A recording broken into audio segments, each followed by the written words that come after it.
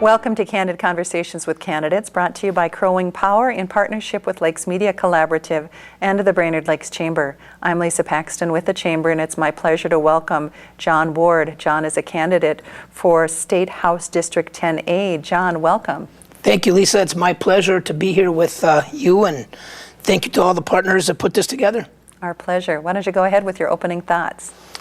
Well, Lisa, I just want to say to start with that I really thank the voters of Crow Wing County for having the faith in me and giving the opportunity the last 6 years to represent them, to serve them, to help them by being their state representative in District 12A, the old district, and also now candidate for the new District 10A.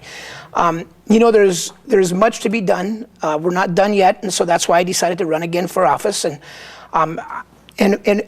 fight for the things that the people have told me are important to them. Things like retaining and creating living wage jobs, fairly, equitably, consistently, timely education funding for all of our children on all levels of education, protecting our environment and our natural resources, to find a fair and progressive tax system through reform and redesign, perhaps, and all the issues that are important to all of us that the people have told me are important to them as well. They're your issues, your concerns.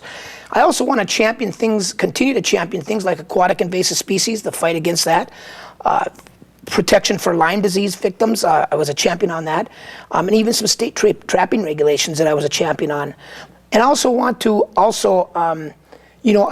I have been contacted by literally thousands of people the last 6 years, thousands and thousands of people the last 6 years as I've served here as your state representative for help. And I have reached out in a timely fashion to try to help as many of those thousands and thousands of people that have reached out to me. So I want to continue trying to help the people that have also contacted me. Okay.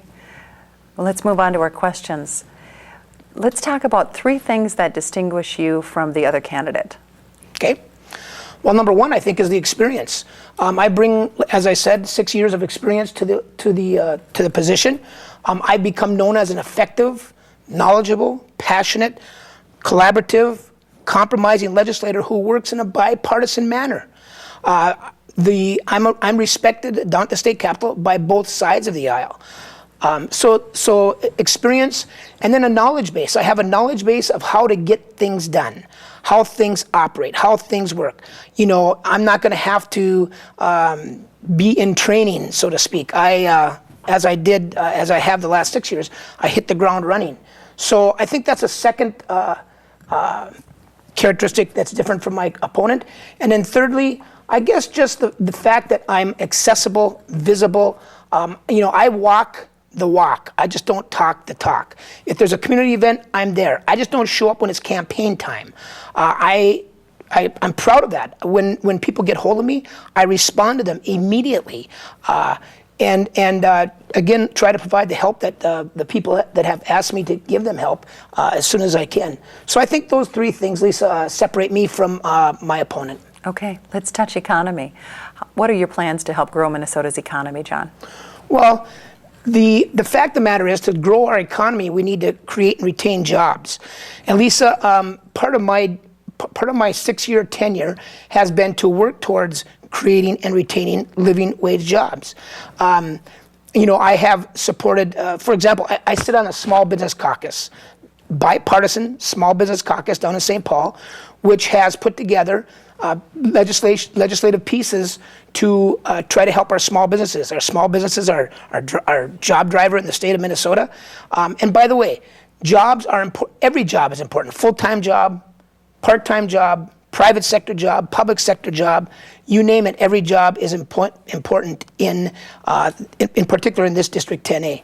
So I'm part of a small bipartisan caucus called the Small Business Caucus that has presented legislation to get passed, and we presented 12 bills to the tax bill. 2 of those were my bills. I have the knowledge and where to look at creating jobs. I also support the proven economic development tools like angel investment credit, research and development credit, historical tax credit, those Minnesota Investment Fund, those kind of proven track record economic programs that have shown significant job growth, helped with significant job growth in the state of Minnesota, some of which we have used here in District 10A. So let's briefly touch on the budget as we look at the next biennium. What are your recommendations to balance the state budget? Well, first of all, as I've been saying since my 6-year tenure down there, we need to look at a budget that has a balanced approach. We need to look at a budget that, yes, cuts need to be made. If there's wasteful spending and spending that doesn't return a good investment, we need to cut there. We need to cut the waste out of the budget. We also need to do some reform and redesign. We need to have a shared kind of sacrifice approach, working together, collaboratively to make government, state, local government run more efficient and effectively. And then thirdly, Lisa, in my opinion, we need to have fair revenue. We need to have a fair revenue source. We can't use just one approach. We can't use an all taxes approach or all cuts approach. We need to have all three of those components that I mentioned as part of the budget solution for a long-term budget solution. No short-term gimmicks, no accounting gimmicks, but a long-term balanced approach to make sure that the state of Minnesota is budget sound, fiscally sound. Okay. Education is an important conversation.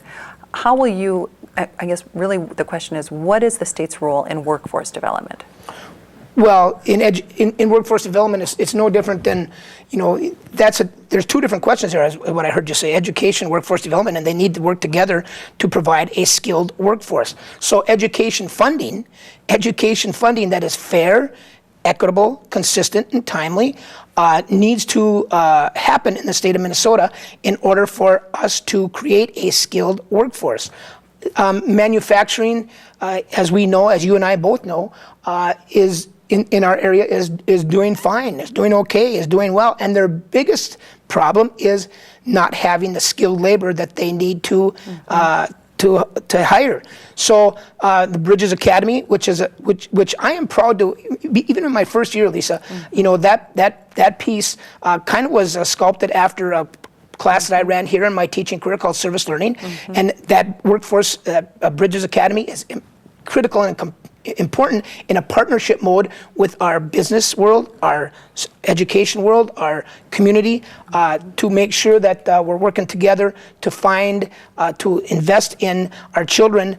They only get one shot at an education, so we need to make sure that we invest in education soundly, appropriately, equitably, and then I think when we do that, and we haven't done that yet, Lisa, we haven't done that yet. So when we do that, I'm sure that we're going to be able to then create a skilled workforce that will go out in the global economy and be competitive. Okay. We are at the close of our questions. We are out of time.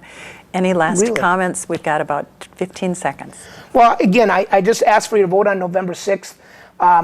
For a state representative of District 10A. I appreciate the good faith that you've had in me, and we'll continue to work hard for you as your state representative.